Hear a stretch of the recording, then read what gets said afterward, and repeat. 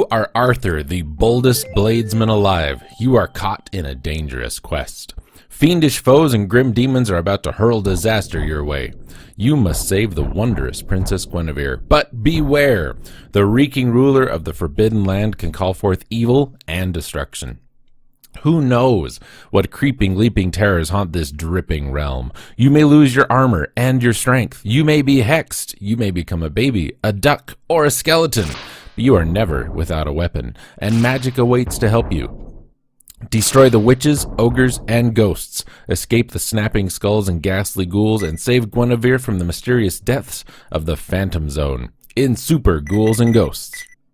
From Capcom, released in 1991. And this is, ladies and gentlemen, probably one of my favorite Super Nintendo games. Here's the deal. We're kind of approaching these. I've got an old Nintendo Power that was all about the Super Nintendo, and for the first bunch of games, we're just going to take them as they appear in the book, and then we're going to move on out from there.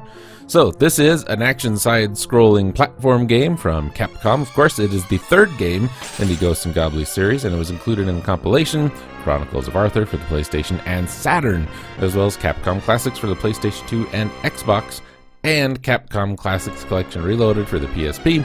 A remake is on the Game Boy Advance, which features all new game modes and stages. This version is also available for the Wii Virtual Console and the Wii U eShop. And it re-released Super Ghouls and Ghosts as part of the company's Super NES Classic. So there it is, and there you go.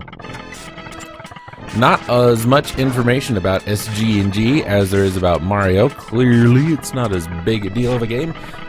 Believe this is a port of the arcade game. Let's see. A straight port of the Super NES version is featured alongside the arcade version in Ghosts and Goblins and Ghouls and Ghosts in the compilation Generation Chronicles of Arthur, which was also released for the Sega Saturn. We read all that. The aforementioned ports are available for having removed the slowdown, which plagued the original Super NES version. That is true. This game does feature some slowdown at times. A range mode. Choose from redesigned levels and bosses based on the original that's in the Game Boy Advance version, depending on their success of keeping the bronze armor, or a higher difficulty tier of the standard levels set upon keeping the golden armor.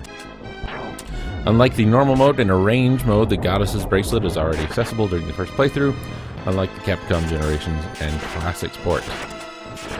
The Game Boy Advance port retains the slowdown of the original Super NES version of the redesigned levels. Let's see, we have some regional differences. Crosses in the game were modified from the original, where they resembled church crosses. In SG&G, they appear as Ankhs. The final boss was also renamed from Samael to Sardius. The European version removed certain enemies and obstacles, perhaps not only a measure to reduce the difficulty, but to reduce potential slowdown. In Stage 1, 2 skull flowers were removed. Stage 1-2, the last Bilal right before the boss was removed. 2-1 swinging blades were removed. 3-1 fire killers were removed. Stage 4 skull flowers were removed. That's not very exciting, is it? No, because there's not a lot to talk about of this game. But here's kind of the thing. I realize I say that a lot in these episodes. I don't mean to. It's just, it happens. Super Ghouls and Ghosts is a great game. I would call it probably the best version of the Ghouls and Ghosts, Ghosts and Goblins, whatever franchise we want to call it. I think it plays the best. I know the Genesis one is kind of sort of popular. I think the weapons in the Genesis one are kind of crap compared to the weapons in the Super Nintendo one. It's got that weird sword thing.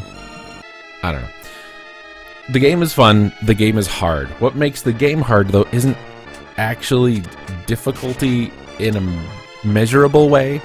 It's randomness. There's a lot of random stuff going on, especially in the first stage with where zombies appear and that kind of thing. Makes it a little difficult to plan jumps ahead and all of that, so you kind of have to take it slow.